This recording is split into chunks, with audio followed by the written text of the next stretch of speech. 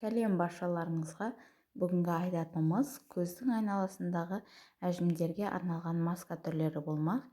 Егер сіздерге видео қызықты болатын болса, арнама тіркеліп лайк басуды да ұмытпаңыздар. Көздің айналасындағы әжімдер мен қара дақтармен күресетін және қайталануына қарсы әдістерді қолданып көргенсіз бе? Сұлулыққа нұқсан келтіріп тұратын көз айналасындағы әжіммен құтылу үшін оның пайда болу себебін біліп алғанда артықтық етпейді. Негізі көздің айналасындағы терінің қартаюына ылғалдылықтың жетіспеуі, сапасыз косметикалық құралдар мен ұйқының алдында теріні дұрыс тазаламау, зиянды әдеттер, экология, күйзелістер және тағы басқа әсер етеді. Ағзаның күйіне байланысты, жастың ұлғаюына байланысты да көздің айналасында сызаттар түседі. Қабақтың терісінде майлы клеткалар болмағандықтан ол тез құрғап кетеді де әжім пайда болады. Сондықтан оны жақсарту үшін, тиімді нәрлендіру мен ылғалдандыру үшін табиғи компоненттері бар халықтық маскалар мен компресстер қолданған дұрыс, өйткені бұл қолжетімді болмақ.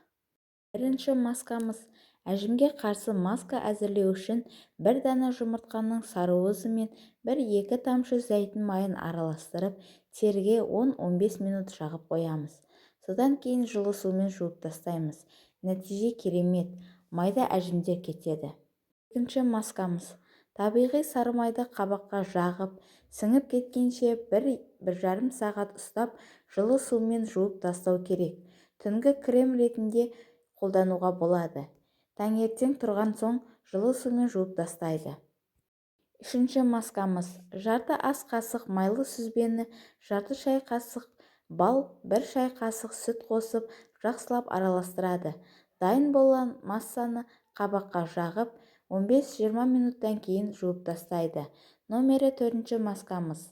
1 дана шикі картопты үккіштен өткізіп, ұсақтап туралған ақ желкенді араластырып, көздің айналасына жағып, 15-20 минуттан кейін жуып тастайды.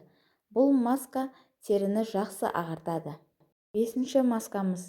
Өріктің жұмсақ етін езіп, 1 шай қасық өсімдік майымен араластырып жағып, 15-20 минут кейін жуып тастау керек. Бұл жаз мезгілінде жасауға ыңғайлы.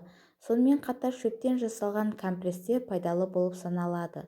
Сол үшін түймедақ, аскөк, шай қолданылады. Бұндай компресстерді дайындау ешқандай қиындық тудырмайды. 1 ас қасық кез келген жоғарыда көрсетілген шөпке 100 мг қайнатылған су құйып, 20 минут тұндырып, суытып, дискілі мақталармен көзге 15-20 минут басады. Бұндай қайнатпаларды мұзға арналған формаларға салып, мұз қатыруға да болады.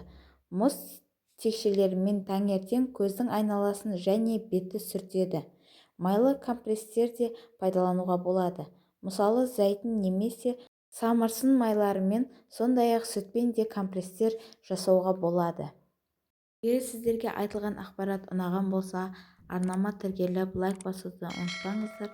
Қолдау білдіргендеріңіз үшін алғысымды білдіремін.